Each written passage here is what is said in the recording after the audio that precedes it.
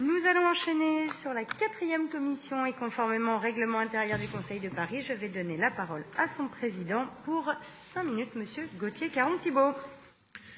Merci Madame la maire. Lors de la dernière 4e commission, nous avons pu auditionner Anne-Claire Boux sur la promesse républicaine. Jean-Luc Romero Michel était bien évidemment invité, mais il était retenu pour raison de Covid.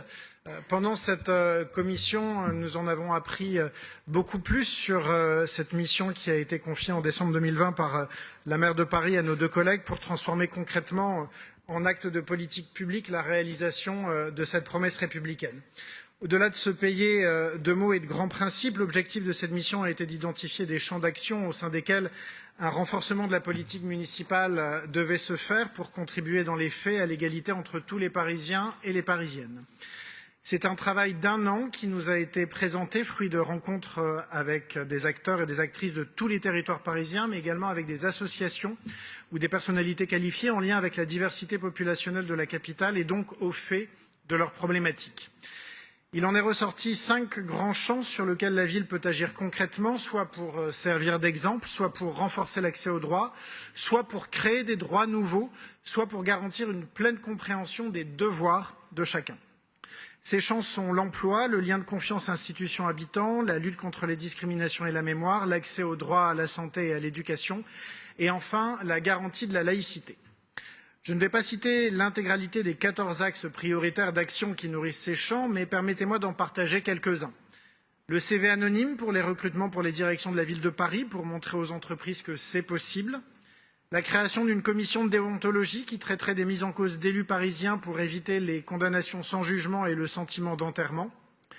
Les dénominations participatives de lieux publics pour que les mémoires soient expliquées, choisies et qu'elles mobilisent autour d'elles les populations. La création d'un revenu de base parisien mobilisant les aides parisiennes existantes, ô combien indispensables en période de crise comme nous venons de vivre. Et pour finir, la formation des agents de la ville aux valeurs de la République et aux discriminations, pour que chacun soit pleinement accueilli et reconnu comme tel quand il sollicite le soutien de la maison commune.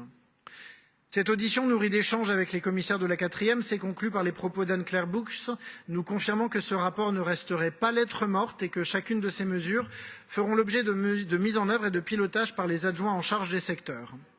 S'en est suivi la présentation par Maud Gattel de la délibération de son groupe politique sur le développement dans les établissements du KSVP de la présence animale. Je ne vais pas revenir sur ce sujet longuement débattu hier. Puis nous avons poursuivi par la présentation des 18 délibérations par les adjoints membres de la 4e commission, parmi lesquels le soutien indéfectible que nous apportons au Restos du Cœur pour leur action à la Villette, mais aussi au réseau des espaces de proximité. À noter également la mise en œuvre du soutien aux salariés du secteur de l'aide à domicile, ainsi que le renouvellement de notre participation au financement d'Airparif, qui contribue à notre politique de santé environnementale. Plusieurs vœux ont été également présentés, dont certains ont d'ores et déjà été votés, comme celui sur la prostitution. Mais également des vœux sur le plan CRAC, qui ne manqueront pas d'embraser notre hémicycle alors que tout se passe bien quand on fait venir des spécialistes pour en parler sur notre hémicycle. Sur la santé des écoles, également, des vœux ont été développés. Le rôle et les missions de notre nouvelle direction de la santé publique et le développement de l'activité physique adaptée pour les personnes fragiles. À noter enfin des vœux sur l'action menée par la ville vis-à-vis des établissements pour personnes âgées avec parfois des constats éthérés ou des propositions quelque peu éloignées des réalités médico-sociales de notre pays. Aussi, et j'en terminerai là, j'espère que nous saurons nous retrouver sur le vœu de l'exécutif tant le sujet de la prise en charge des aînés est un sujet d'importance, trop longtemps oublié par tous les gouvernements, mais pas par ceux qui y ont vu des occasions de profit.